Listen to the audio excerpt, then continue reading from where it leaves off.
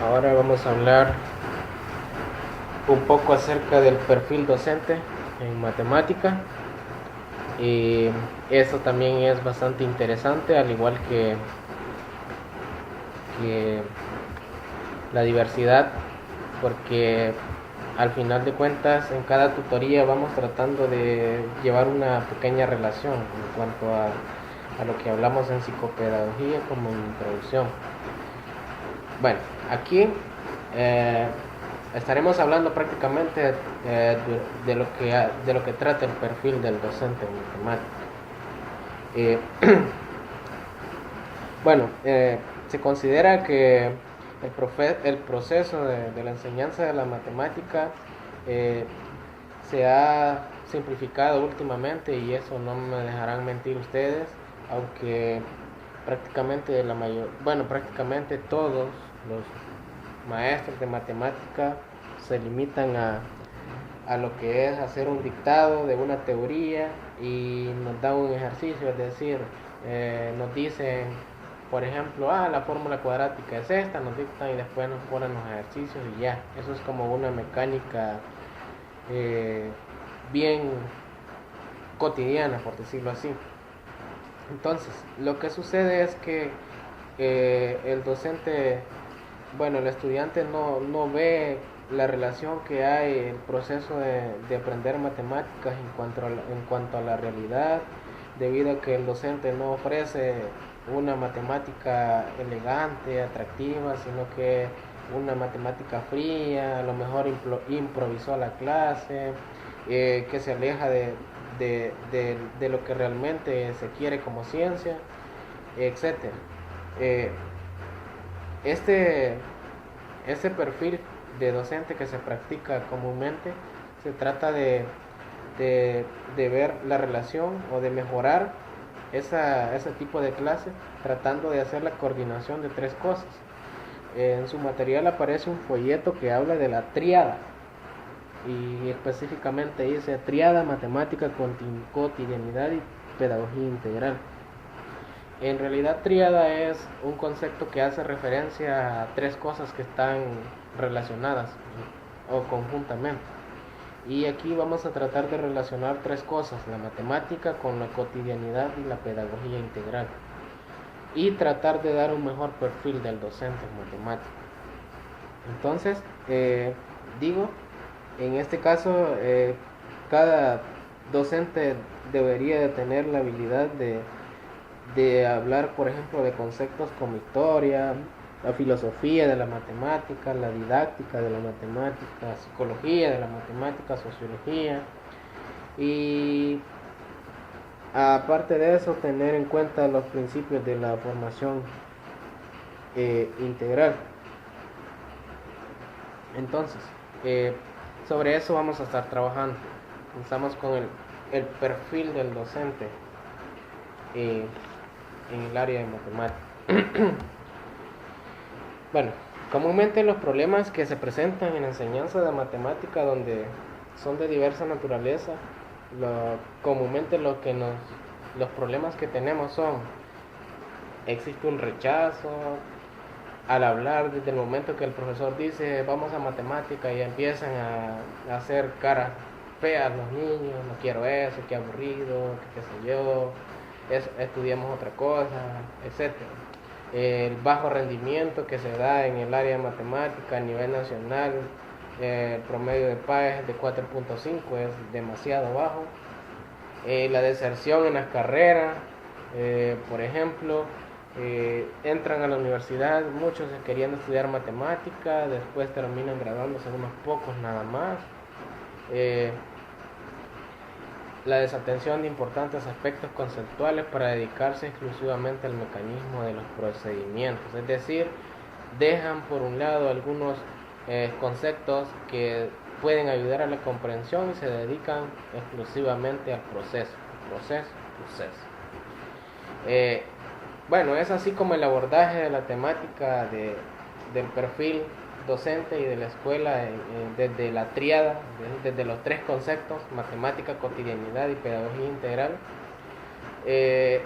da la inminente necesidad de proceder a un manejo intencionado esperanzado y entusiasta de un marco esclarecedor e inteligible. Esto que nos permita una lectura interpretativa y reflexiones con la dinámica de la realidad, de la problemática de la enseñanza como dicha ciencia.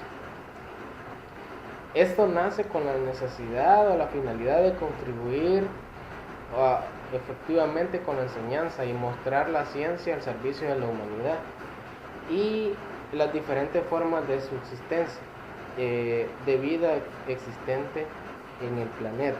Es decir, la relación de estos tres conceptos nace con la misión de cambiar esa mentalidad que se tiene sobre la enseñanza de matemáticas y tratar de que se convierta en algo que pueda ser o que deje de ser la parte aburrida, la parte que no nos gusta, etc.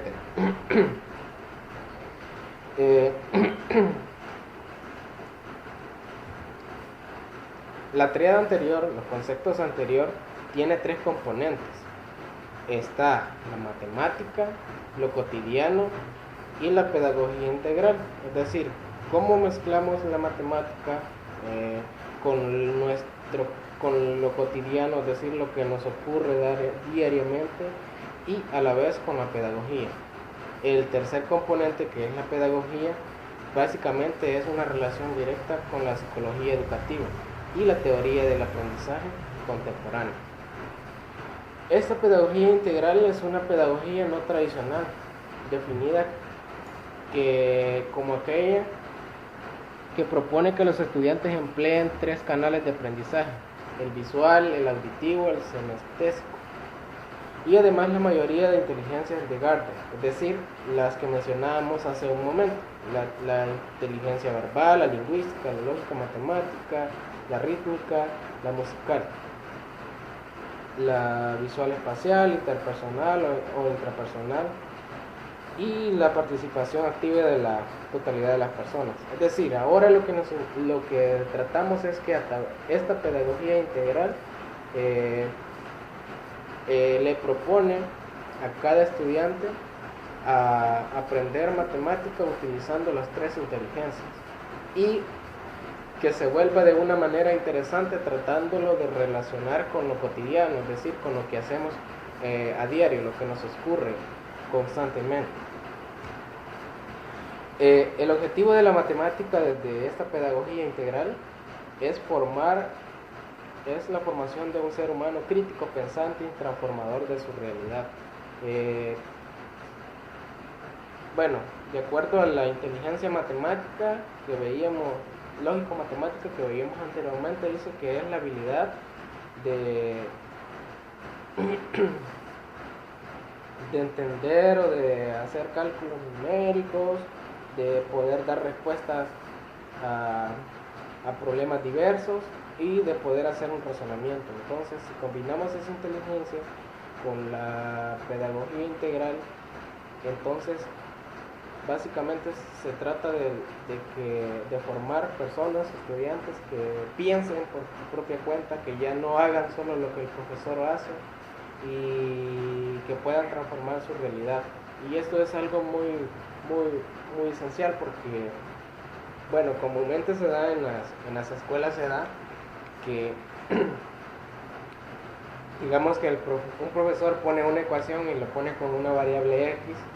Al momento les deja un ejercicio donde la variable la cambia por una variable Y resulta ser que los estudiantes no la pueden resolver.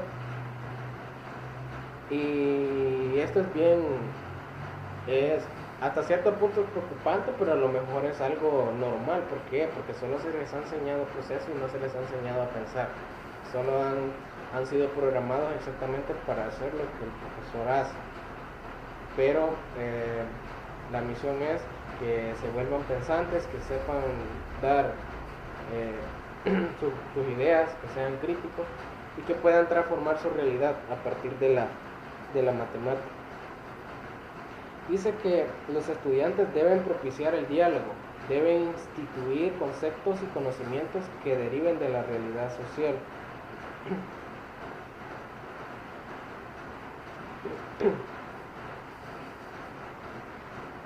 Eh, de esta manera se podrá instruir de una manera efectiva a la sociedad y se convertirán en actores y protagonistas de sus propias vidas para el bien común.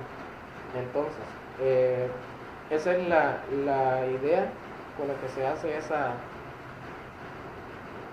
esa relación entre esas tres cosas, tratar de cambiar la mentalidad de los estudiantes y que a través de eso, con una enseñanza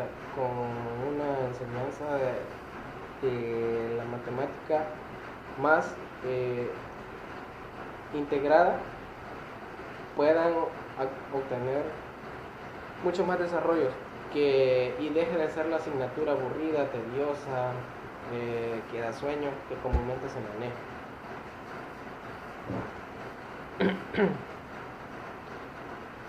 Este tipo de argumentos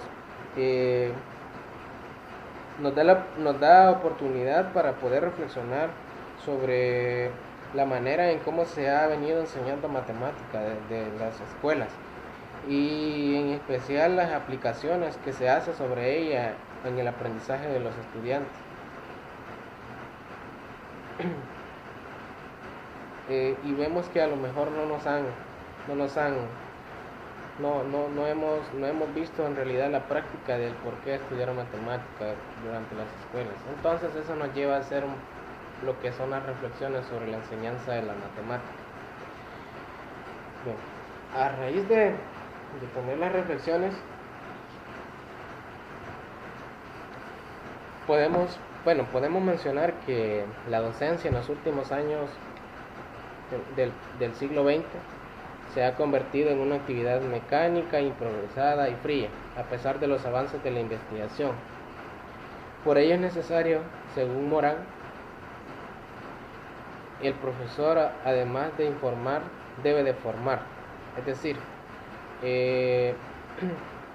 en matemática, comúnmente, si enseñamos un contenido, lo que hacemos es informarle al estudiante, mire, esto es así y esto es así, pero nos quedamos solo con la parte de informarlo, no llegamos a darle formación. Entonces, lo fundamental de cada profesor es que aparte de informarle a cada estudiante, debe de formarlo.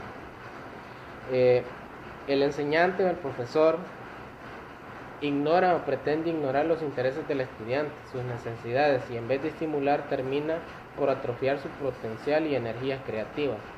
Esto es algo muy importante, porque si un niño tiene muchas habilidades en cuanto a razonamiento, pero si un enseñante o un profesor no motiva, no le ayuda a seguir utilizando esas habilidades, terminará porque ese estudiante no descubra sus potenciales y no mostrará realmente las habilidades que tiene, y se terminará prácticamente haciendo un desperdicio. Como le mencionábamos anteriormente, algunos tienen por ende lo que es la inteligencia, la inteligencia lógico-matemática. Imagínense un estudiante que domine esa inteligencia, y si el profesor no estimula, no ayuda a sacar ese potencial que tiene, entonces el estudiante terminará por detestarlo. Imagínense un estudiante que es bueno para matemáticas y el profesor simplemente lo que hace es, les dicta un contenido, les pone un ejercicio, pero no lo lleva a pensar, aplicarlo en la práctica, descubrir la realidad sobre eso. El estudiante terminará pensando de que eso es algo aburrido, a pesar de que tenga las habilidades, no le llamará la atención. Entonces se terminará perdiendo un potencial en ese sentido. Y eso surge porque lo que hace, a veces se dan las escuelas que se tiene dentro del aula estudiantes que tienen un ritmo de aprendizaje rápido y resuelven los ejercicios súper. Entonces, y como lo resuelven, ellos creen que es fácil, y el profesor, en lugar de potenciar esas habilidades, lo considera eh, en lugar de ayudarlo, digamos que es un estudiante hiperactivo pero bueno en matemáticas, y en lugar de darle, ayudarlo a potenciar sus habilidades, lo recrimina, etcétera. Entonces, prácticamente lo que está haciendo es ignorando las habilidades que posee. No solo en matemáticas, pueden ser en otras áreas, ¿no? Pero en este caso estamos haciendo exactamente la comparación en esta área, lo que es matemática. Entonces, como ha desaparecido el diálogo en el acto de enseñar, el proceso de enseñanza de la matemática se ha simplificado y se remite al dictado de una teoría ya acabada, donde el estudiante no inmiscuye su cotidianidad, su cultura, sus sentimientos, tal y como lo señala Rodríguez. Bueno, eso es lo que mencionaba, ¿no? Desapareció aquella iteración donde el profesor dialoga con el estudiante sobre algún problema para después llevarlo a ejecutarlo con alguna solución matemática, sino que realmente lo que hace es les dicta una teoría o un enunciado y después les da un ejercicio, lo resuelve y nunca lo llevan a relacionarlo con la realidad. Entonces se pierde el interés porque se vuelve cotidiano, se vuelve tradicional, se vuelve común de todos los días, no hay una mezcla de la cultura, etcétera. Entonces, digo, se termina, si un estudiante ya tiene habilidades en matemática y si a alguien que no tiene esas habilidades se le está tratando de enseñárselas, a lo mejor y terminará por no aprenderlas porque le será irrelevante para él. Esa realidad se explica en el sentido de que el docente de matemática posee escasos conocimientos de historia y filosofía de la ciencia en cuestión, sumado a la semiótica, la psicología y la sociología de la matemática. Es decir, comúnmente el estudiante de matemática, digamos que conoce a la perfección lo que es, por ejemplo, el teorema de Pitágoras, pero no conoce la historia del por qué de dónde surgió esa idea de tener ese teorema, la filosofía, o sea, lo que resuelve, lo que se hace, cómo se aplica, y etcétera. Entonces, eso dice, lleva al aula, da clases, desde luego con sus excepciones de grandes docentes y pedagogos, insistimos, una matemática fría, improvisada, carente de sentido por la falta de problemas adaptados a la realidad del estudiante, sin tomar en cuenta los ambientes de aprendizaje, fundamentalmente los estilos de este. Ahora, llevando a esto podríamos hacer un pequeño, podríamos pensar en un pequeño problema. ¿Qué pasaría si en lugar de decirle, miren, este es el teorema Pitágoras y este resuelve este problema, yo llevase un ejemplo real en donde necesite aplicar el teorema de Pitágoras, y lo que hago es a los niños les expongo el problema y les digo, necesito hacer esto, y lo hacemos, y después llegamos a la conclusión de que para resolver mi problema puedo aplicar ese teorema. Pero antes de dar el teorema yo les doy la historia de dónde salió, quién era Pitágoras, por qué lo utilizó, cuál fue lo novedoso de eso. Entonces, si yo hago todas esas cosas, estoy motivando al estudiante a conocerlo, porque le estoy dando su historia, su filosofía. Aparte de eso, lo llevo a la práctica de la realidad. Y eso generaría mayor formación a que yo solo llegue, escriba en la pizarra lo que es el teorema de Pitágoras y les pongo un ejercicio, resuelva. A lo mejor eso se vuelve, como dice, una matemática fría, donde solo yo busqué la información, busqué un ejercicio, lo puse en la pizarra porque improvisé la clase. A lo mejor no tiene sentido para los estudiantes estudiar ese teorema de la Pitágoras porque no le ven en qué lo puedo aplicar realmente. Entonces, no se toma en cuenta los ambientes de aprendizaje, no se toma en cuenta la diversidad de estudiantes que se tiene, etc. Las causas de la situación descrita son de diferentes índoles. Entre estas se tienen la descontextualización y abstracción de los contenidos pragmáticos. Es decir, hay contenidos que están escritos de una manera demasiado técnica o de manera abstracta, que hay que bajarlos y llevarlos a la realidad o a la aplicación que se necesita. Porque a lo mejor el nivel de los estudiantes, ellos necesitan verlo reflejado, verlo, poder tener la apreciación de lo que se está haciendo. Y si lo doy de una manera abstracta y solo les digo piensen, pero no les digo piensen qué es, y no lo ven, entonces terminará siendo un problema. También la atención del momento psicoevolutivo, la metodología deductiva que se utiliza o la memorística.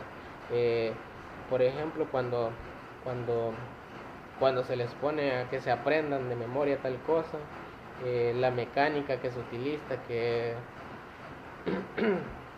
aparte de eso, la metodología instructiva, que lo que hace es, yo le instruyo que haga esto, o metodología repetitiva, que a lo mejor le pongo 50 ejercicios que se hacen igual todos, y hacen el mismo proceso, etc. Entonces, todo ese tipo de cosas son algunas de las causas que llevan a los problemas con la enseñanza de la matemática que estamos hablando.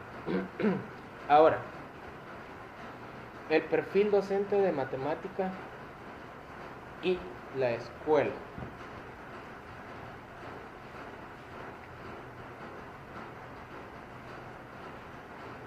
Tenemos que el perfil de un docente de manera general, según Galvis Fernández y Valdivieso, es el conjunto de competencias organizadas por unidades de competencias requeridas para analizar una actividad profesional de acuerdo con criterios valorativos y de parámetros de calidad.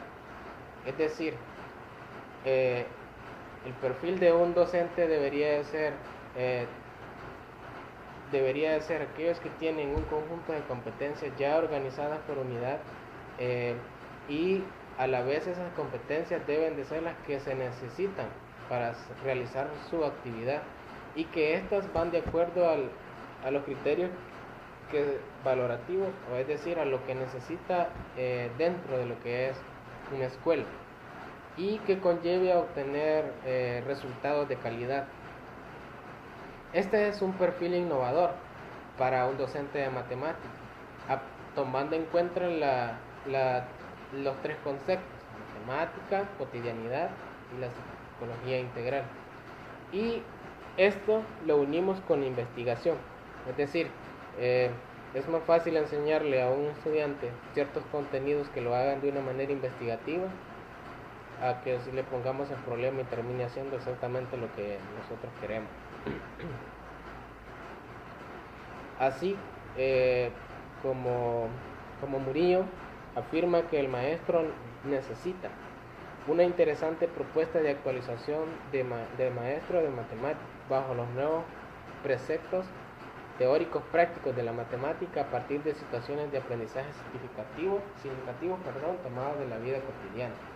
Es decir, la mayoría de estudiantes lo que necesitan en este momento es una actualización de todos aquellos contenidos que los puedan hacer teóricos y prácticos, y que puedan tomar la vida real como ejemplos a seguir para resolverlos dentro del aula.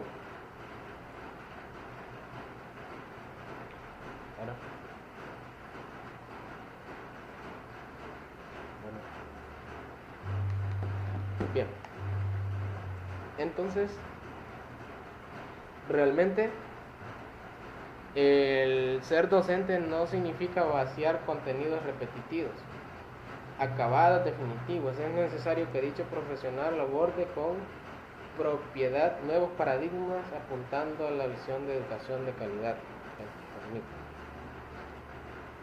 Bueno.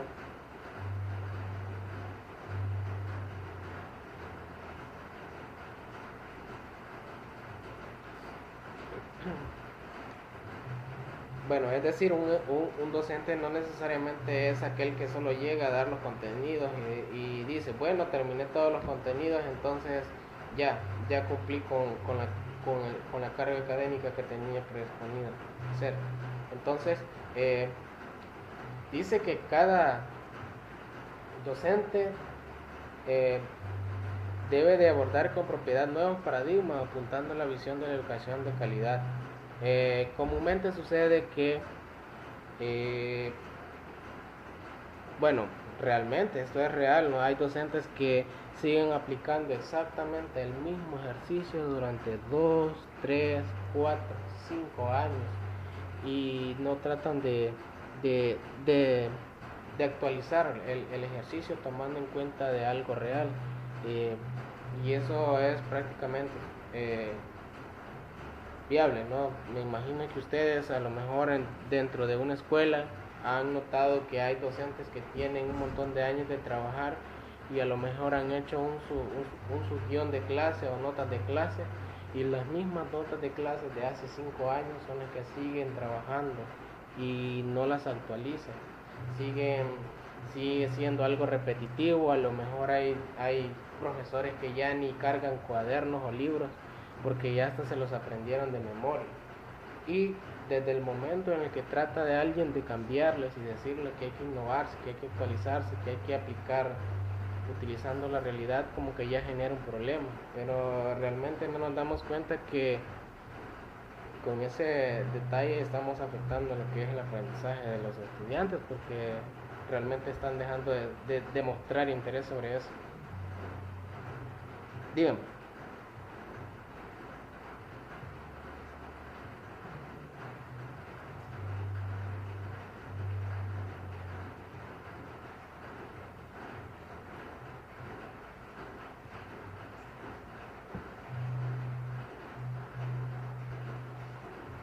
Sí, sí, bueno, realmente eh, en eso de la solución de problemas en matemática también es bien, es bien amplio porque no existe un camino único para llegar a la respuesta.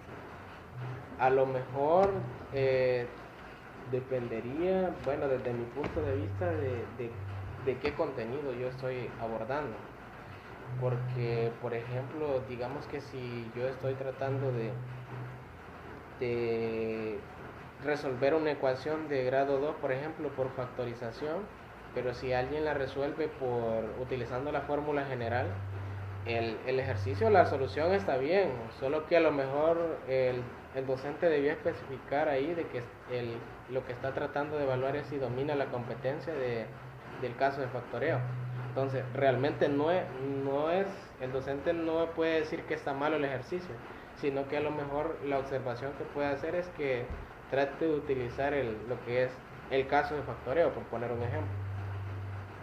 Pero en ese sentido sí tiene mucha razón porque hay docentes que son estrictamente cerrados. No lo hiciste como yo lo hago, entonces no está bien, está mal.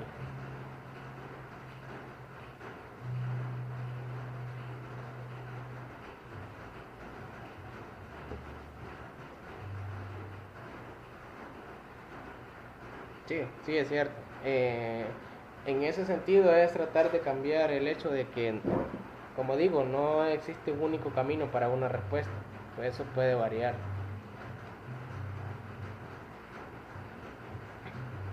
Y bueno, realmente es, es bastante interesante esa teoría porque esto es lo que sucede a menudo, cotidianamente.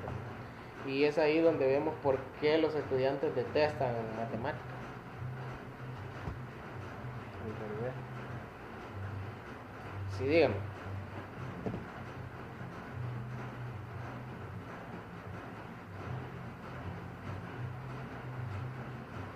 Sí, sí.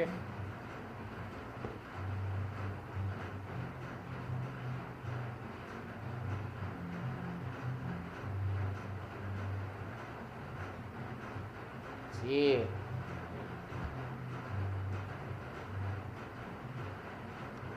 sí, sí. Mm.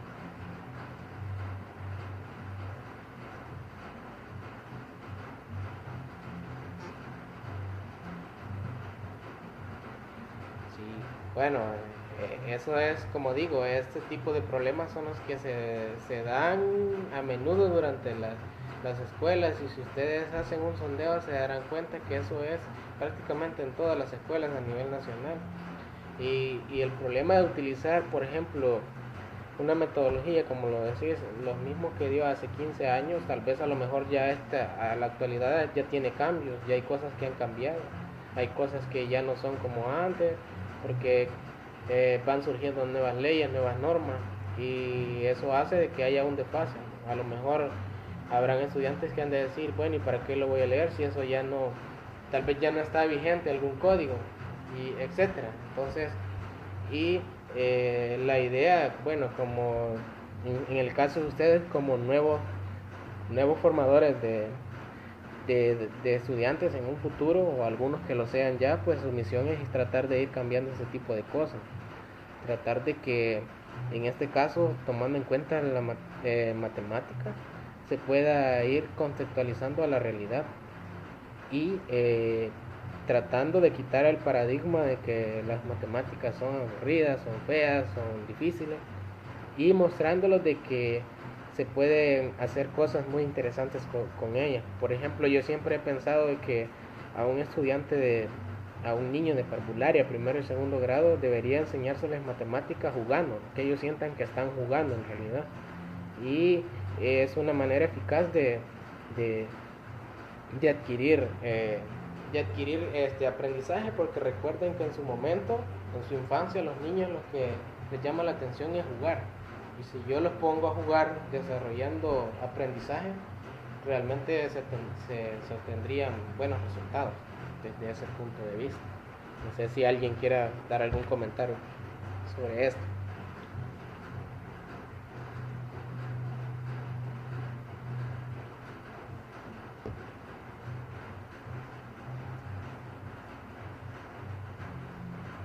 Sí.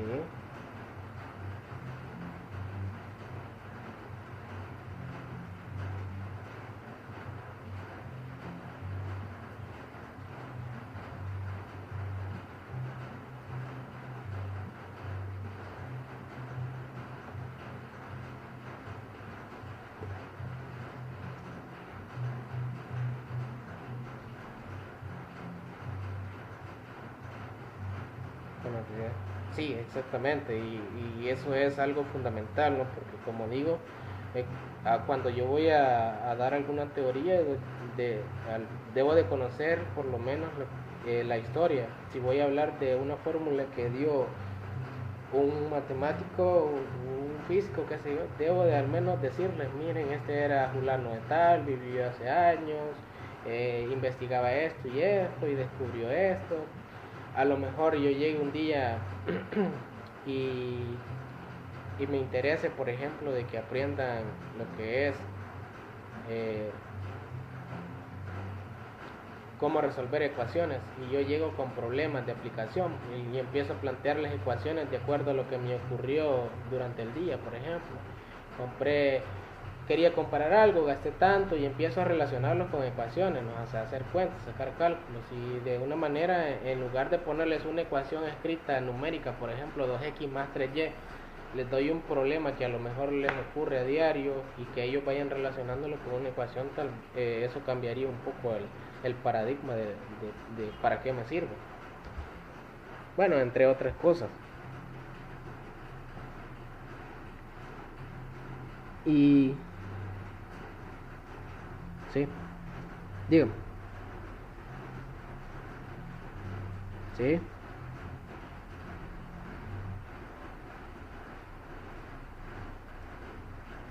bueno, no le, casi no le escucho ahí, no sé si puede hablar un poquito más fuerte, por favor.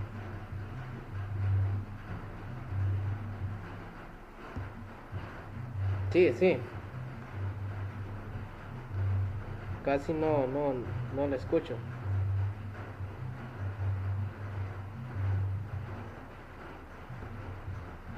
Sí, sí, buenas. Sí, dígame, dime. Sí, sí le escucho.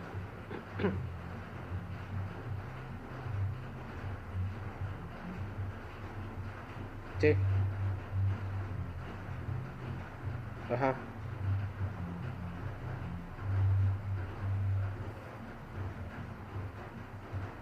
sí,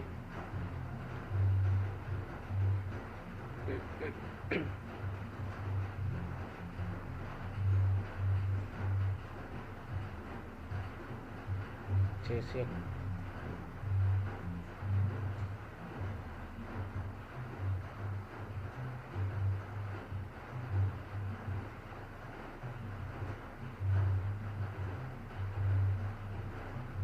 Bueno, sí, medio te alcancé a escuchar, no sé si la idea es, ajá, de que él mencionaba de que no le servía para nada el trinomio cuadrado perfecto.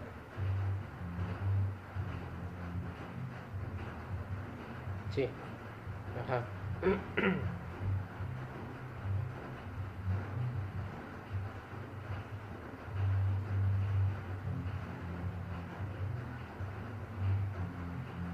Bueno, creo que hay un poquito de problemas ahí con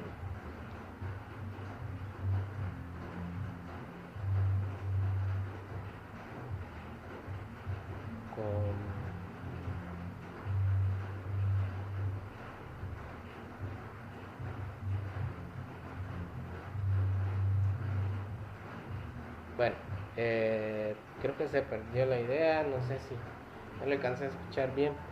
Bueno, no sé si hay alguien más que quiera compartir su opinión, si, bueno, porque estaba tratando, bueno, ahí, como lo mencionaba, ahí hay que tratar de manejarla de una manera atractiva y un tanto divertida a los estudiantes. En cuanto a los niños, eso es muy cierto, ¿no? Trabajar con niños es generarles el ambiente, como lo mencionábamos anteriormente. Eh, es generar el espacio, el ambiente de aprendizaje y que eso sea de buen provecho para, sobre todo si se trabaja con niños. Si se trabaja con jóvenes, solo hay que tratar de plantearles problemas o proyectos que ellas puedan, bueno, que puedan trabajar, investigar, que lo relacionen con lo que hacen comúnmente.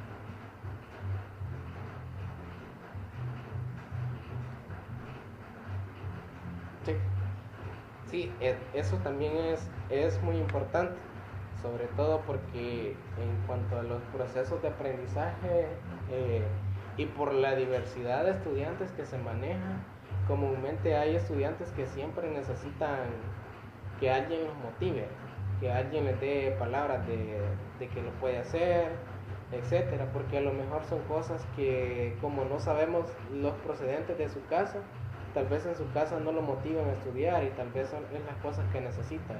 Y si el docente se ve con la motivación de enseñarles, con, crea el espacio, el ambiente de que los estudiantes se sientan en la confianza, genera el diálogo de poder interactuar, eso también ayuda de manera a cambiar esos paradigmas. En este momento lo que estamos tratando de hablar es el perfil del docente específicamente en nuestra área, que es matemática, ¿no? A los problemas a los cuales ustedes se van a ir a enfrentar.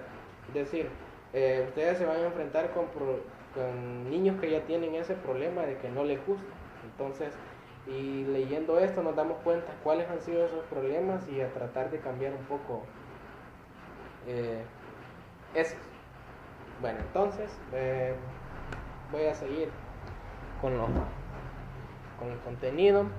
Por aquí tenemos que la docencia, dice, no consiste únicamente en transmitir conocimientos, sino en despertar en el educando el deseo y la alegría por aprender, que es lo que hemos estado discutiendo.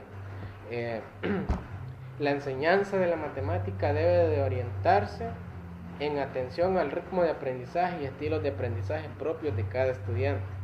Este este apartado específicamente nos está diciendo debemos de atender a la diversidad de cada estudiante.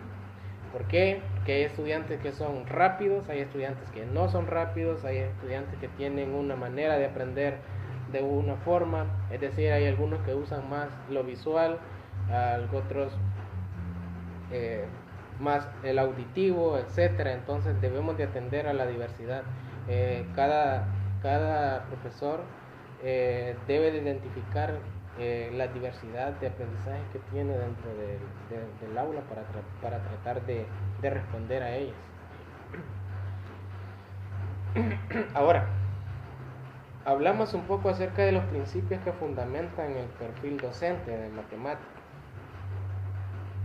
Dentro de esto, pues tenemos acá que los principios de la formación del docente con la tríada, es decir, con los tres conceptos, matemática, cotidianidad y pedagogía integral, eso lo tomamos como un eje guía. Estos tres conceptos proponen un proceso liberador y problematización de la realidad, basado en la motivación, el interés y la autoformación durante todas las etapas de la vida. Es decir, ahora nosotros tenemos que motivarlos, debemos de darles el interés y tratar de que los estudiantes por ellos solos tomen la iniciativa de formarse. Dice que para ello es meritorio que la figura del docente que enseña esté preparada para el cambio. Es decir, tratar de cambiar el modelo que se mantiene anteriormente a tratar de que cada docente, profesor de matemática tenga un matemático docente investigador. Es decir, sepa de matemática, sea un buen docente y aparte de eso, practique la investigación. Es aquella persona que enseña, que investiga y que practica. Y esas tres cosas. Ahora, las prácticas docentes en el aula están llenas de, bueno, esto es común, esto siempre lo hemos estado hablando. Comúnmente en el aula siempre hay improvisación, burocratización, deshumanizada, naturaleza informativa más que formativa, es decir, siempre nos informan en lugar de formarnos, se improvisa todo, etc. Eso es lo que se encuentra comúnmente dentro de las aulas. Ahora, dentro de los principios que fundamentan el perfil del docente de matemática, podemos remarcar algunos. Dentro de ello tenemos que la docencia debe ser un proceso creativo, debe de ser dinámico, se debe de crear el ambiente, de crear el contenido con formas mucho más sencillas o atractivas. También debe de promover los procesos de crecimiento del educando desde la matemática. Recordemos que la matemática por sí sola es la mejor herramienta para desarrollar el razonamiento lógico, y que un estudiante desarrolle eso, pues le lleva a tener muchas habilidades. Bueno, de hecho, ustedes más que nadie sabrá que un estudiante que sobresale en matemática prácticamente es bueno en todas las áreas, porque ha desarrollado su pensamiento o razonamiento. El docente de matemática debe ser formado y ser formador de sus discentes, con el diálogo como herramienta pedagógica para la enseñanza. Es decir, debe de tener la facilidad de dialogar con sus estudiantes. También, al existir el diálogo entre el profesor y estudiante, ayuda a resolver problemas básicos de matemática, genera discusiones y ayuda a debatir ideas entre estudiantes y docentes. Es decir, no se trata de que pongo el ejercicio y yo lo resuelva. A lo mejor hay que tratar de construir la solución, de poner un problema y resolverlo entre todos, que el estudiante se sienta como un alumno más que está tratando de resolver un problema, no es necesariamente darle la solución, porque entonces no se desarrolló el pensamiento o el razonamiento. Se debe de complementar la matemática con la didáctica y la educación permanente en la investigación pedagógica. Hay que cumplir la relación matemática, didáctica y pedagogía.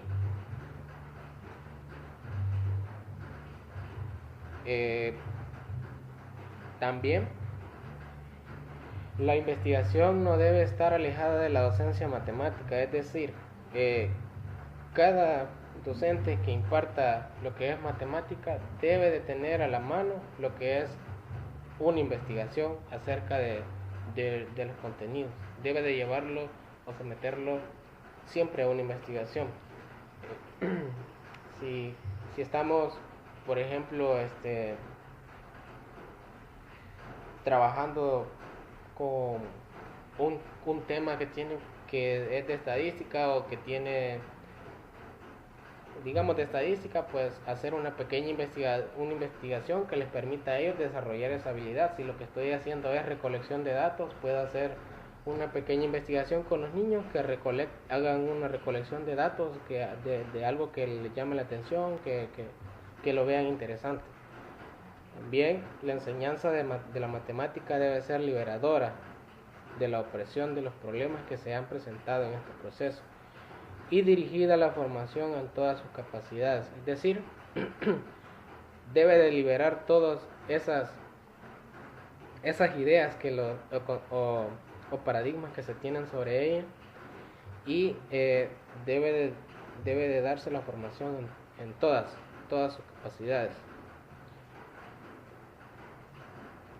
También debe de promover la construcción social del conocimiento y debe ser la máxima de este profesional. Es decir, la matemática debe ser la que más aporte a la formación, a construir la sociedad. ¿Por qué? Porque como en matemática desarrollamos la parte de pensamiento crítico, la parte de razonamiento, esta es la que más debe potenciar a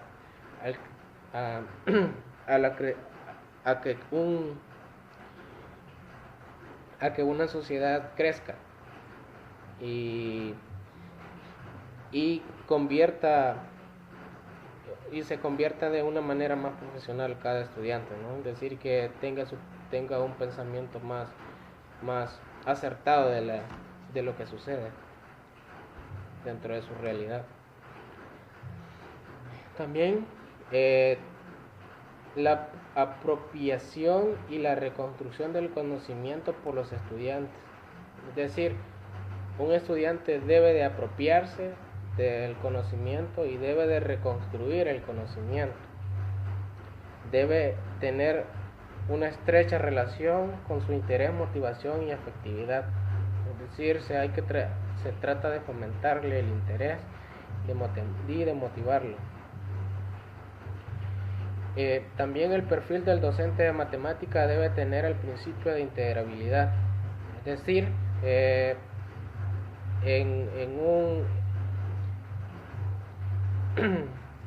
en los espacios de investigación el docente debe de integrar a todos y se le debe de dar funciones o roles para que todos se sientan parte de la investigación, aporten a la investigación y puedan descubrir algo.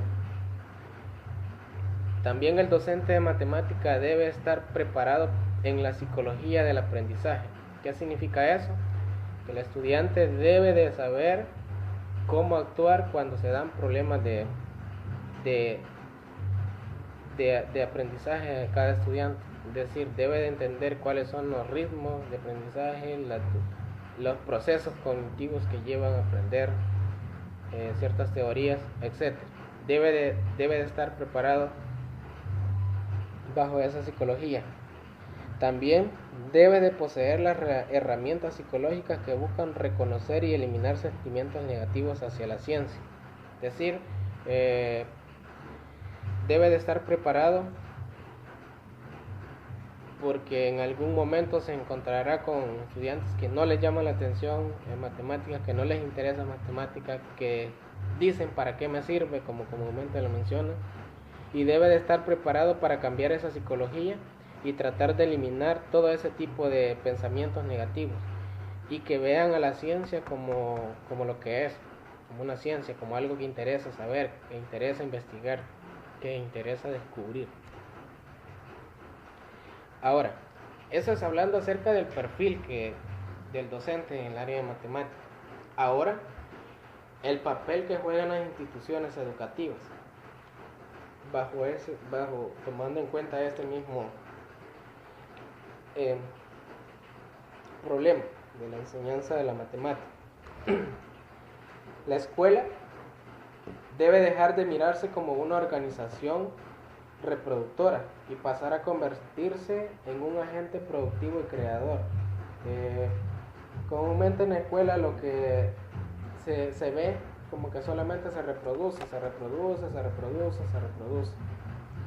En ese sentido debe de trascender y ahora debe de convertirse en algo que produce y crea, es decir, produce enseñanza y crea, porque como hay que crearlos, entonces ya no vamos a seguir tomando lo que hacíamos hace 5 años, hace 10 años, 15 años, sino que hay que tratar de cambiarlo, producirlo y tratar de crear en ese sentido. En el caso de las instituciones de educación superior,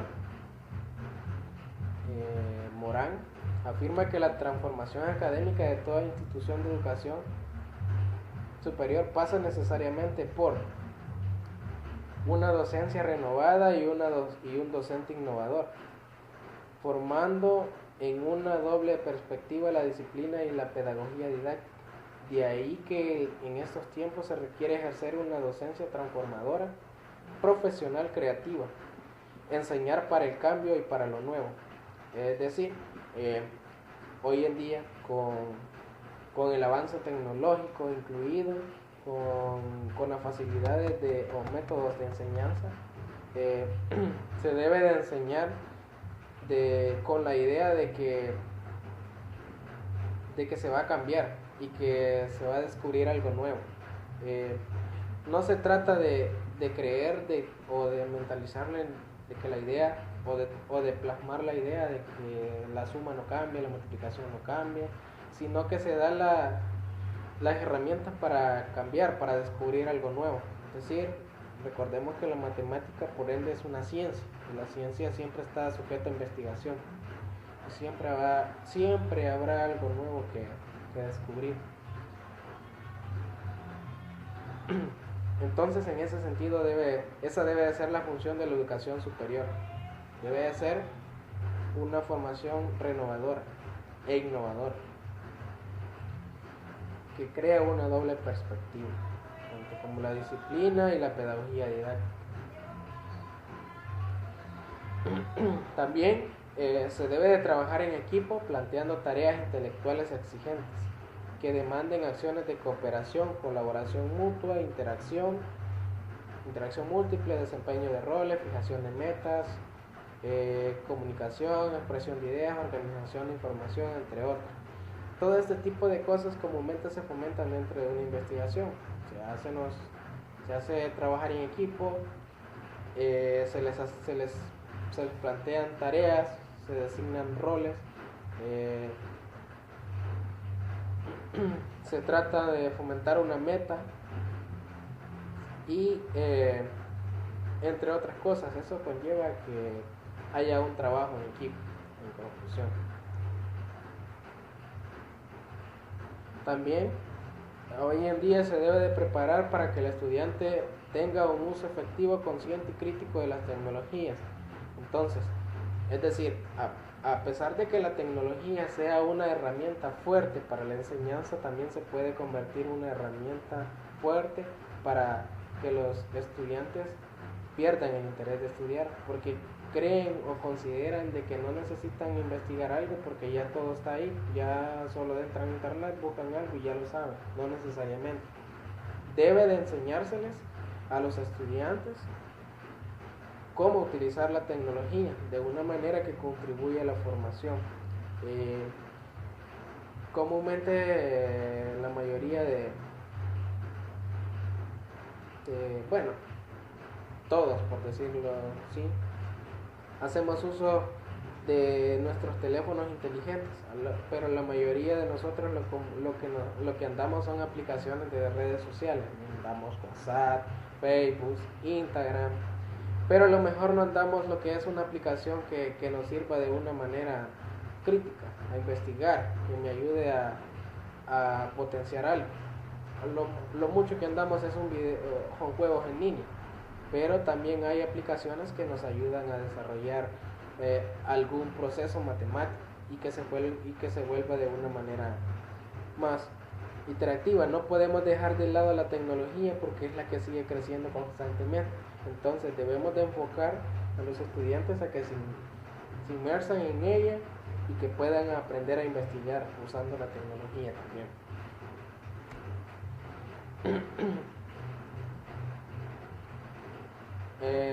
También un profesor de matemáticas no puede seguir siendo visto solo como un emisor de información, como un ser frío y mecánico. Comúnmente eso es la clasificación que se tiene para un profesor de matemáticas, sino que también se debe de ver como un forjador de ciudadanos, para lo cual se vale del conocimiento que él tiene de los contenidos, tanto conceptuales, procedimentales, del área de matemáticas. Su aprehensión que tiene ayuda al individuo tanto a su integración a la sociedad como a la resolución de problemas. Es decir, el profesor de matemática debe de incidir de manera directa en la formación o en la integración de los estudiantes a la sociedad, y eso lo hace a través de llevando problemas que tienen que ver con su cotidianidad. Una de las finalidades de las instituciones educativas debe ser para formar ciudadanos libres, y eso debe de ser una potenciación que se debe desarrollar con los docentes, con un profesor de matemáticas. Debe de tratar de potenciar para formar un ciudadano libre, recordando que un ciudadano libre no es lo mismo que libertinaje, que son cosas diferentes. Por tanto, se propone que un pedagogo de la matemática con fuerte formación filosófica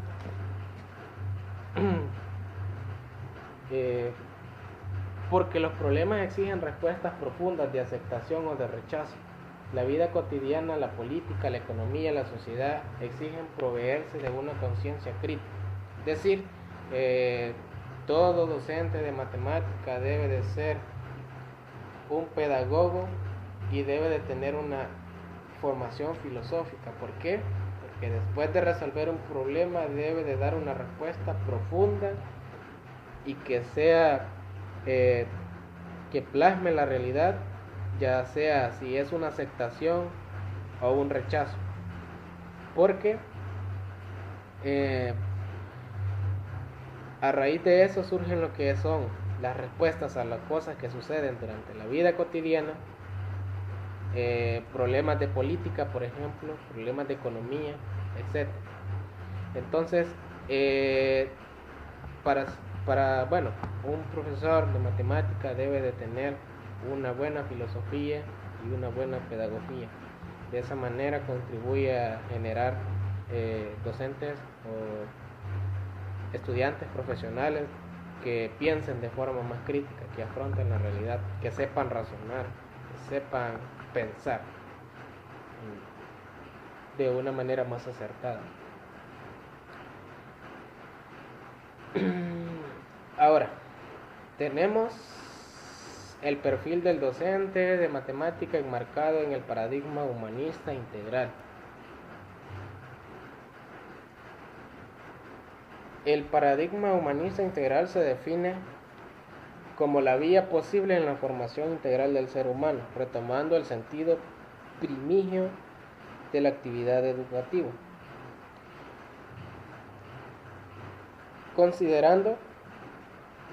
creando un sentido de acción significativa, considerando los aspectos cognitivos, afectivos y sociales. Bueno, en realidad lo que menciona acá es que eh, el perfil del docente de matemática debe de tratar de cambiar el paradigma que se tiene, el paradigma que realmente no, el hecho de concebir matemática no tiene nada que ver con integrarse en la sociedad, con la relación de eso, y debemos de cambiar eso y ver que en realidad la matemática es la vía más posible, más eficaz a la formación integral del ser humano. ¿Por qué? Porque ya lo mencionábamos, a través de ella desarrollamos el pensamiento crítico, lógico, razonable y ayuda en realidad a los estudiantes a tener una relación más directa dentro de lo que es la sociedad. La propuesta de enmarcar la educación matemática en el paradigma humanista integral tiene sus principios. Está la formación integral, el espíritu científico y la conciencia crítica. Generalmente esos son los tres principios que se trata de fomentar. La formación integral es que pueda trabajarse conjuntamente.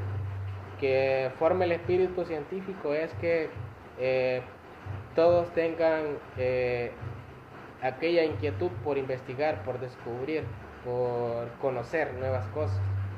Y la conciencia crítica, pues ya lo decíamos, es que nos ayude a dar una respuesta más acertada, más crítica de nuestra realidad o de cosas que están surgiendo en la cotidianidad.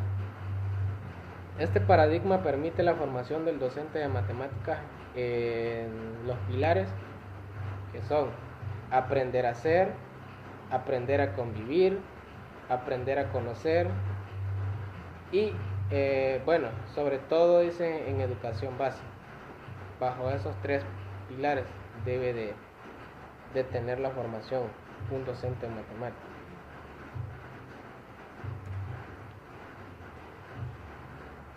Y bueno, según Argudín, la formación integral de la persona dice que el pensamiento crítico es el sostén. La pedagogía integral permite alcanzar estos fines y logra que participe la totalidad de la persona en el aprendizaje. Es decir, agregándole a la parte matemática y la cotidianidad, la pedagogía integral, pues prácticamente es una relación que permite obtener los fines que necesitamos. Aparte de eso, logra que participen todas las personas en el aprendizaje. Entonces, si aplicamos la pedagogía integral dentro del aula, estaríamos logrando de que dentro del proceso de aprendizaje participen la totalidad de los estudiantes y estaríamos alcanzando los fines, que es desarrollar el pensamiento crítico.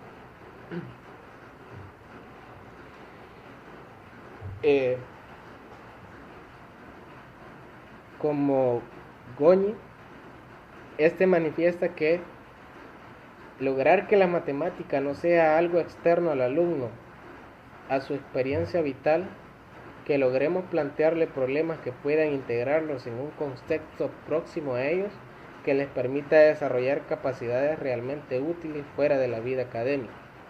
Ese es otra de las misiones, ¿no? Tratar de que lo que se enseña en matemática no sea algo que lo vean externo, o sea, no tiene relación con el medio que viven, con lo que viven comúnmente, sino que sea algo interno, que ese aprendizaje les permita desarrollar todas sus capacidades, todo lo que les sea útil fuera de su vida académica, es decir,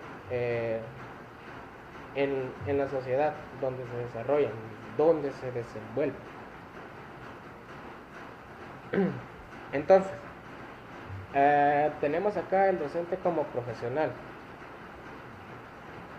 Bueno, comúnmente se consideraba a alguien profesional como al trabajador que dispone de un conocimiento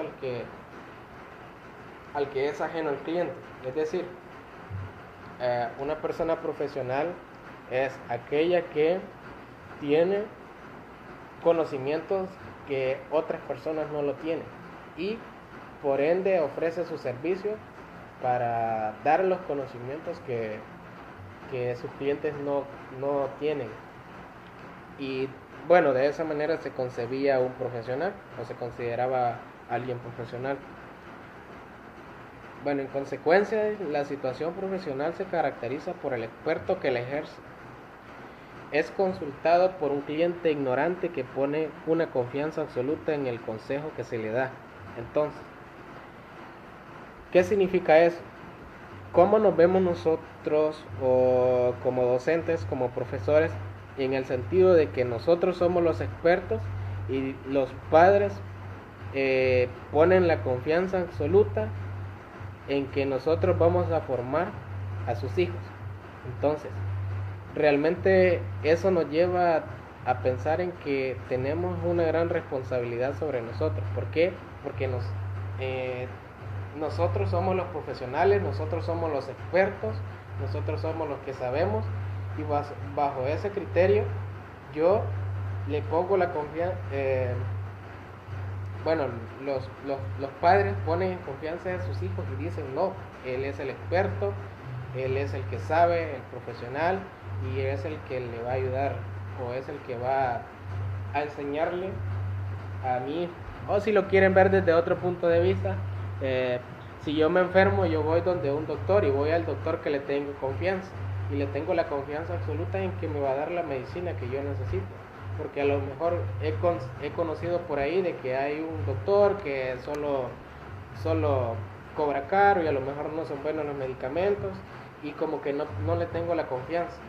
Entonces, en este sentido, el docente como un profesional debe de verse en esa situación.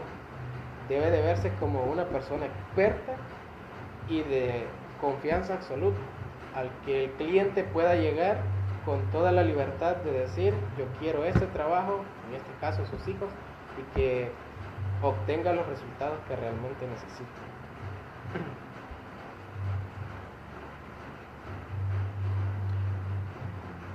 Ahora, hacemos una clasificación entre lo que es una profesión, y porque también existe lo que no son las no profesiones. Lo que es una profesión tiene las siguientes características. Todo profesional tiene conocimientos precisos, es decir, tiene sus competencias y tiene sus técnicas. También hay establecidos mecanismos de control para el ingreso en la profesión. Existe un código moral de profesional, es decir, para cada profesional, independientemente de la área que sea, ingeniero, abogado, doctor, etcétera, existe un código moral profesional.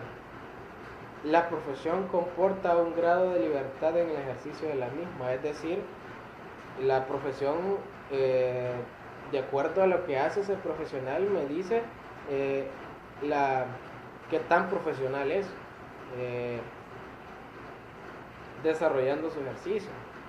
Están organizadas en asociaciones profesionales, tienen unas determinadas condiciones laborales, es decir, debe de cumplir ciertas condiciones para poder trabajar bajo esa profesión. Y la opinión pública acepta la existencia y el prestigio de la profesión.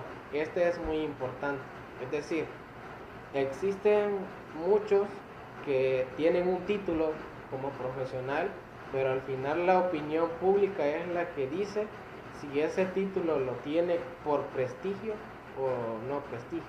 Y eso comúnmente sucede. Si alguien se graduó de doctor, por decirlo así, y será un buen profesional, entonces la misma opinión pública lo dirá. Pero si no es un profesional excelente, entonces la misma sociedad se encargará de decirlo, ¿no? Y eso ocurre para cualquier profesión. Si hay un mal profesor, entonces empezará a tener méritos. El problema es que a veces no solo empieza a dejar de tener méritos el profesor, sino que también la institución donde labora o para quien trabaja. Y eso sucede comúnmente. Entonces, Estas son las características en común de cualquier profesional que deben de ser tomadas muy en cuenta. Ahora, específicamente, estos son los criterios que debe de cumplir el docente como profesional. El profesor, bueno, de acá hago lo del profesor de matemáticas.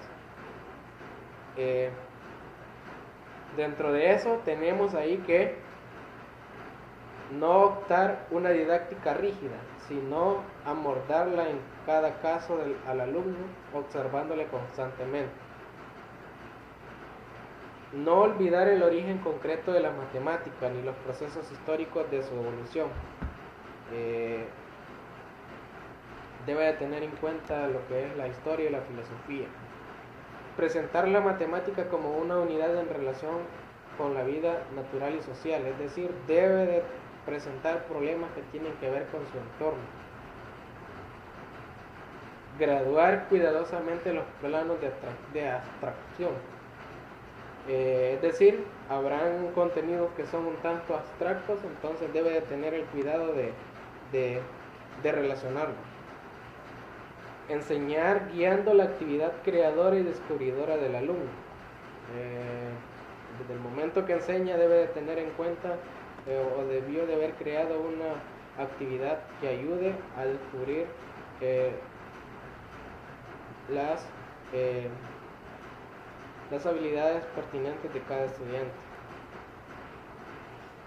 De estimular la actividad creadora despertando el interés directo y funcional hacia el objeto del conocimiento. Es decir, la actividad que realice debe de despertar el interés necesario que se necesita para que este sea un conocimiento fructuoso, tenga su fruto, no solamente se quede con el ejercicio, sino que se adquiere conocimiento. Debe promover en todo lo posible la autocorrección, es decir, si se diseñó lo que es un proyecto y este tiene algunos errores, debe de estar sujeto a corregirse, ¿no? Es decir, en algún momento tal vez el docente dijo algo y un estudiante lo corrigió, debe de aceptar las correcciones, debe de ser flexible en ese sentido. Conseguir cierta maestría en las soluciones antes de automatizarlas, es decir, debe de tener la habilidad de poder mostrar la solución de una forma, bueno, de que la vean de varias maneras y que se logre comprender antes de volverlo algo automático. Cuidar que la expresión del alumnado sea traducción fiel de su pensamiento, y esto es muy importante. El docente debe de tener cuidado que el estudiante no termine pensando lo que el docente piensa, sino que debe de tener en cuenta que cada alumnado debe de tener su pensamiento propio, crítico. Y por último, debe procurar que todo alumno tenga éxitos que eviten su desaliento. Es decir, si en algún ejercicio un estudiante fracasó, debe de tratar de motivarlo o de cambiar de tal manera que pueda obtener un aliento, pueda tener un éxito y no lo desanime a seguir a seguir aprendiendo matemáticas. Ahora, en el caso de un profesor como un profesional reflexivo, la Real Academia dice que reflexivo es aquel que considera nueva o determinante una cosa. Es decir, a pesar de que haya un contenido en matemática que tal vez ya no es nuevo, debe de considerarlo nuevo, debe de llevarlo a que se considere algo novedoso, algo de que sea importante.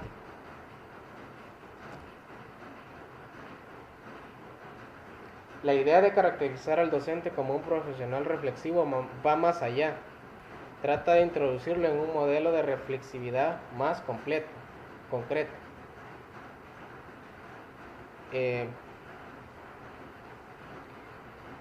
Bueno, para ello nos basamos en una corriente didáctica que está identificando una actitud reflexiva. Cuando la comprensión de un problema precede a la actuación frente al mismo. Esta actitud se diferenciaría de aquellas que se proponen acciones para resolver problemas prácticos y puede que después traten de comprender el éxito o fracaso de las acciones. Es decir, para tener un modelo de reflexividad debemos de basarnos en una corriente didáctica o auxiliarnos en algo que lo vuelva más flexible a la comprensión y que al final sea cada estudiante el que decida qué tan exitoso fue o qué tanto fracaso fue resultar ejecutar el problema. Ahora,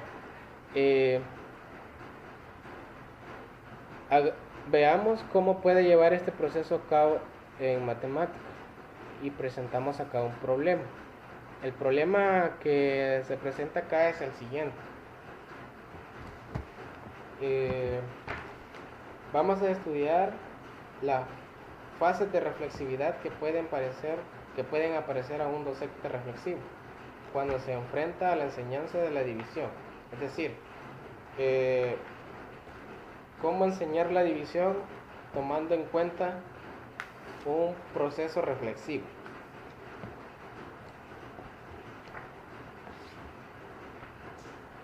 Entonces, vamos a describir un caso hipotético y las acciones relativas en cada fase del ciclo de Smith. Bueno, el ciclo de Smith, creo que no lo mencioné, pero es un ciclo que está compuesto de 4 fases. El ciclo de Smith dice que la primera fase es describir el problema, la segunda fase es inspirar hacia el problema, la tercera fase es confrontación o enfrentar el problema y como última fase es hacer una reconstrucción del problema. Esos son los cuatro pasos que lleva el modelo de Smith: descripción, inspiración, confrontación y reconstrucción. Con esos 4 pasos vamos a tratar de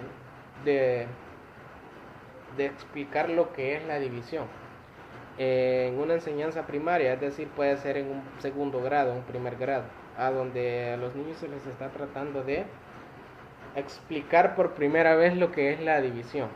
Entonces, dice que lo primero que hacemos es describir. Si lo que yo estoy haciendo es tratar de enseñarle a los niños, primera vez, lo que es una división, primero voy a describir el problema.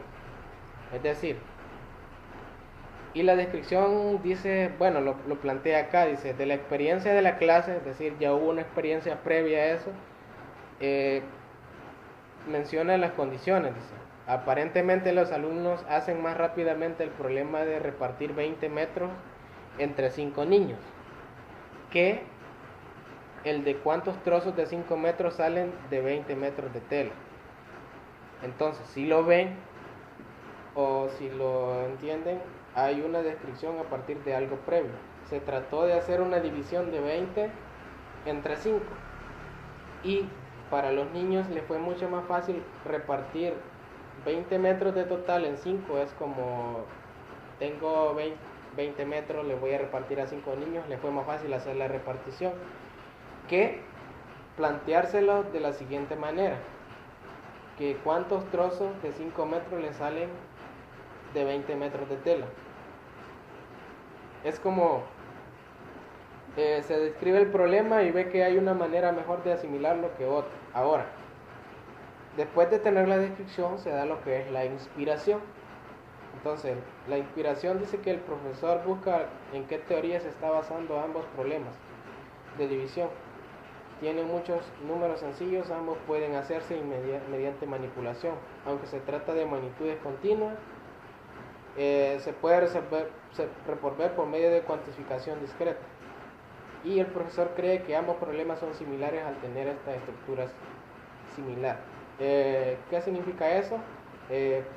Después de hacer la descripción, trata de hacer la inspiración y tratar de buscar una teoría que ayude a relacionar el hecho de que por qué pueden hacer la repartición de 20 metros entre 5 niños y por qué es más difícil decir cuántos trozos de 5 metros salen en 20, de 20.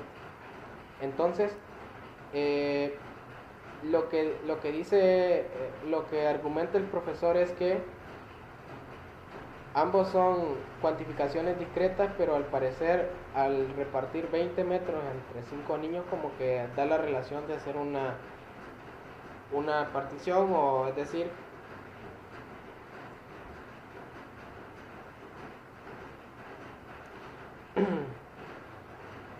es un poco más viable por cómo está estructurado que el anterior. Pero llega a la conclusión de que ambos problemas son similares a tener la misma estructura. Entonces, ¿qué es lo que hace? Debe de enfrentar el problema y tratar de corregirlo. Entonces, los análisis del problema de problemas verbales muestran que ambas divisiones tienen una estructura diferente. Mientras que el primero hay un reparto, en el segundo aparece una comparación o una resta repetida. Y ambos tipos de problemas no se resuelven con igual frecuencia en la clase. ¿Qué significa eso?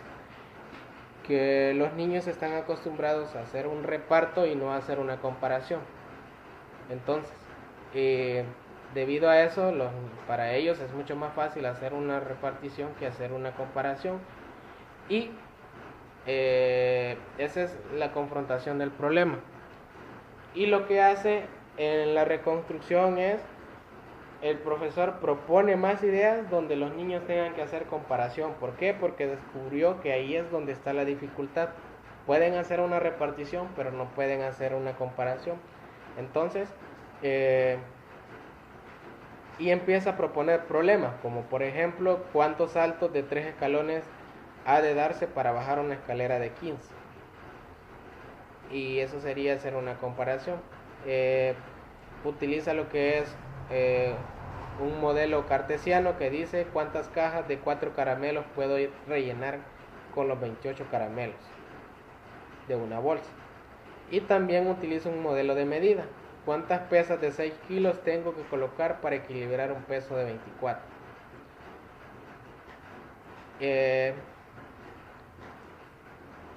Y empieza a describir los problemas que se refieren a división-reparto. Entonces, esa es una forma de cómo resolver una división utilizando el modelo reflexivo. Es decir, estoy tratando de enseñar división, pero de una manera, no de una sola manera, sino de las maneras posibles. Y lo que hace es compararlo. Bueno, recordando que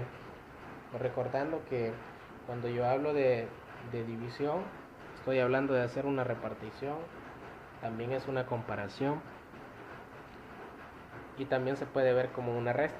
Esos son sinónimos de división. Entonces, utilizando esas palabras, se plantean problemas para ver en cuál se encuentra una habilidad y en cuál no, y de esa manera tratar de reforzar lo que se necesita. Esa es como una forma de plantear un modelo reflexivo en la solución de un problema, en este caso de la división. Bien, entonces, de acuerdo a eso,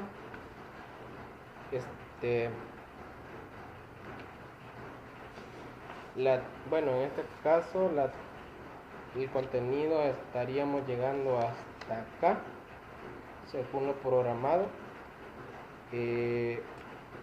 Comúnmente el modelo reflexivo siempre se basa en esas cuatro fases, como lo mencionaba: describir, inspirar, confrontar y reconstruir. Y bueno, en el material que ustedes tienen ahí en la plataforma aparece otro ejemplo que es de la resolución de una ecuación. Y Eh, bueno, tal vez como una pequeña conclusión, eh, se puede decir que el docente es un profesional. Entonces, el hecho de ser un profesional lleva consigo responsabilidades, y una actuación de un docente competente, responsable, eh, da un colegiado libre, y, y eso lleva a adquirir una consideración adecuada a la sociedad que valora las competencias profesionales. Un profesional docente en matemáticas no se puede conformar con una preparación estática de un contenido, sino que debe tener una preparación flexiva, una actitud reflexiva, para desempeñar su tarea. Esto es con el fin de favorecer la actitud y ponerlo en contacto con otras formas de resolver el mismo problema de diferentes maneras. Bueno, espero que algunas ideas o conceptos que se tomaron acá haya servido para dejar claro algunos conceptos y ayude a diferenciar el papel que tiene el docente, en este caso como un docente profesional o el perfil de un profesional, y de alguna manera conocer este tipo de ideas de la enseñanza de la matemática ayude a cambiar los paradigmas que tenemos en nuestra sociedad con respecto al aprendizaje de matemáticas. Bueno, no sé si tienen comentarios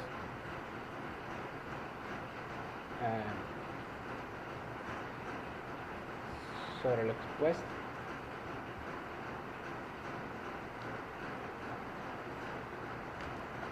No, de esta no hay, solamente de la anterior. Entonces, para esta no tenemos. Bueno, aquí acabo de tomar la captura, aparecen 12 participantes. Bueno, no sé si alguien tiene algún comentario, alguna duda, alguna inquietud.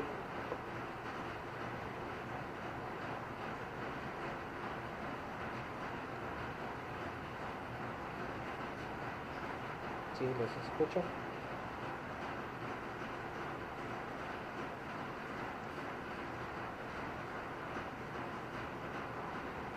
Sí, sí, exactamente. Entonces, usted no puede, no debe de dar su respuesta para ver la iteración de los demás. De lo contrario, no es posible, según creo. Ya después de dar su participación, creo que pueden ver los comentarios de los demás.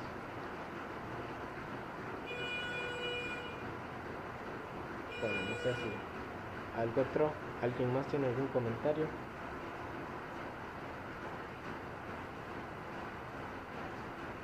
El foro académico, permítame, voy a revisar porque no recuerdo la fecha.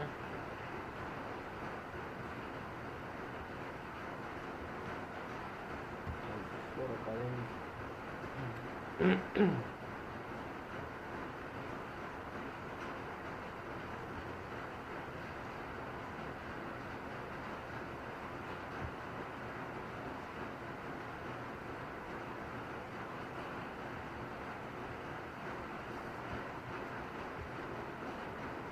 Bueno, siempre tratando de recordar de que no dejar pasar las fechas de entrega de tareas, etc. El foro académico, según menciona acá, bueno, no tiene fecha, pero voy a revisar.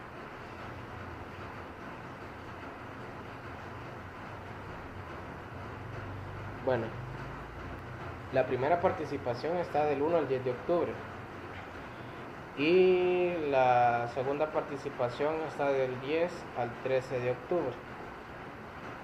Entonces, fecha máximo hasta el 13. Entonces hay una participación en donde responden a las preguntas. Es hasta del 1 al 10. Y después del 10 al 13 está donde empiezan a analizar los comentarios acerca de la respuesta de los compañeros.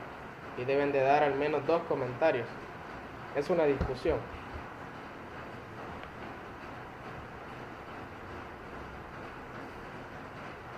No sé si... Sí, está habilitado. Okay. Lo primero que ustedes van a hacer es dar su respuesta sobre las preguntas.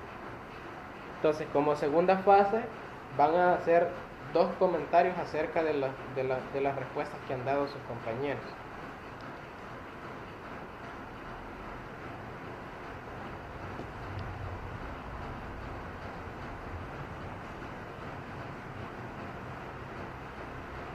No sé si algo más.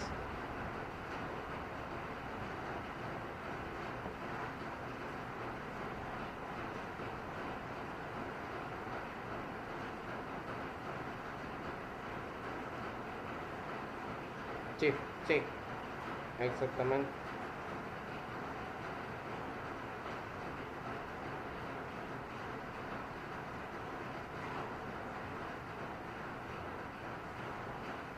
Dime.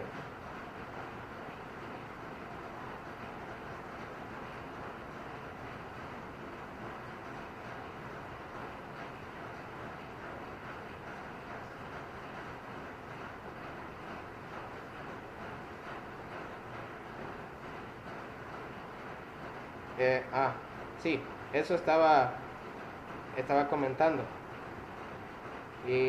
Aquellos que no puedan asistir, no se puedan hacer el examen porque tienen una tutoría, tienen opción para hacerse un examen, bueno, para hacérselo diferido. En orientaciones académicas está el formato de solicitud de examen diferido. Ustedes llenan el formulario, lo envían al coordinador y posteriormente se estará diciendo la fecha de cuándo se lo van a realizar nuevamente el examen, recordándoles que para hacerse el examen tienen que acercarse a una sede, llegar donde el administrador de sede, pedirle una contraseña y con esa contraseña ustedes ingresan a hacerse el examen. Tienen 3 oportunidades. Si la primera oportunidad consideran que salieron mal, se la pueden volver a realizar el examen y tienen hasta la tercera vez.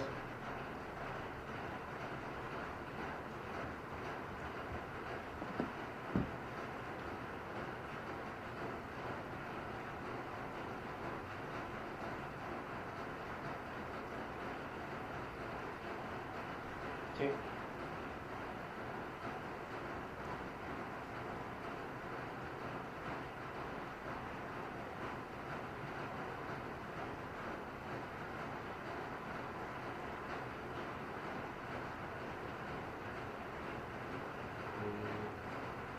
Bueno, la verdad, si gustan, traten de escribirle este día al coordinador y expónganle todos ese caso. A lo mejor haya una forma de cambiar el horario. Entonces, pero ustedes expónganle ahí que todos tienen el problema, que tienen tutoría. Tal vez exista alguna manera de cambiar de fecha el examen en un horario que ustedes lo puedan. Sí, digan. ¿Sí?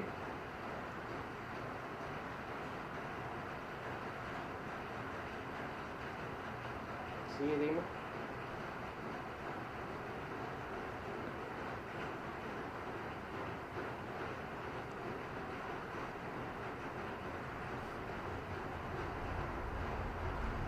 ¿De cuánto es? Eh, Me parece que eso...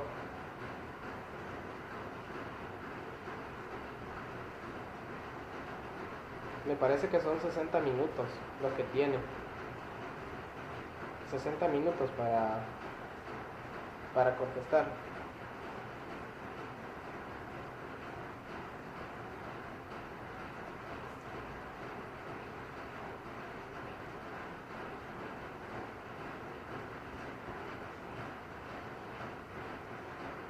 60 minutos son los que tienen disponibles para responder el examen. Alguien más tiene.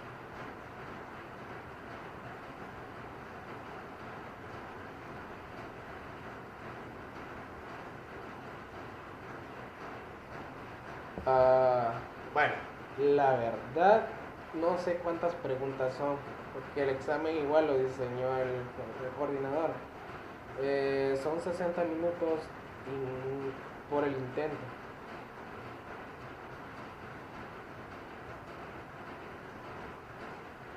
Sí, dime.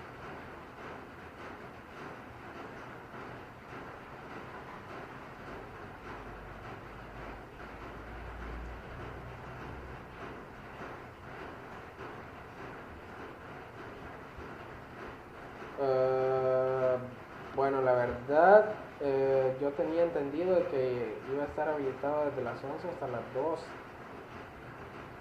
Tenía entendido, pero si cambió.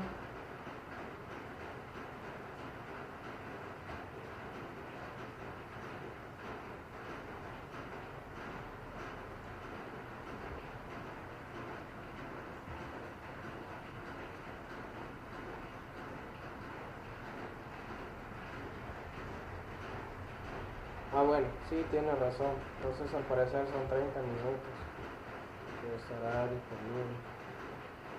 Pero si son 30 minutos, no creo que sean. Bueno, realmente no deben de ser muchas preguntas con las que estarán ahí. Porque, bueno, lo que especifica es que no pueden tardar. Si entran, debe de haber movimiento y no pueden dejar 8 minutos sin ningún movimiento porque se cerrará el solo. Entonces,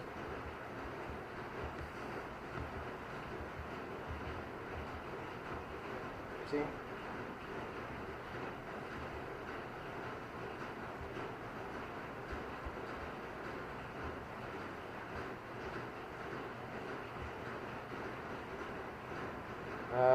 Bueno, ahí yo podría preguntarle al coordinador, aunque no sé si me responderá eso, pero igual voy a intentar preguntarle, tal vez me responda.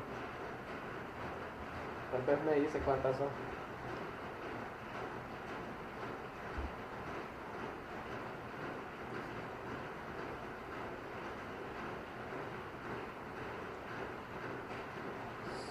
Sí. Bueno, sí, de las 3 unidades. Aunque realmente dice que el límite de tiempo para contestarlo son 45 minutos. Eso es lo que dice al final en la plataforma. No sé si al final lo han leído. Dice el cuestionario se cerrará, dice, a las 12:05. Y para contestarlo se necesita la contraseña y tiene un límite de tiempo de 45 minutos. Y la calificación es, si se hacen los 3 intentos, la nota más alta les queda.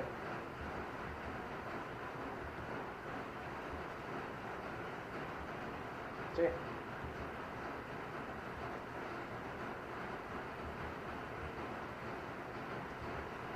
Bueno, realmente debe de ser la última porque nosotros en la reunión acordamos estar desde las 11 hasta las 12:30 en la sede.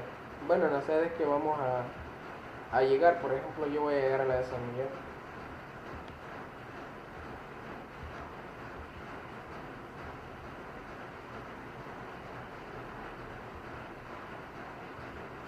Bueno, de nada. Sí, bien.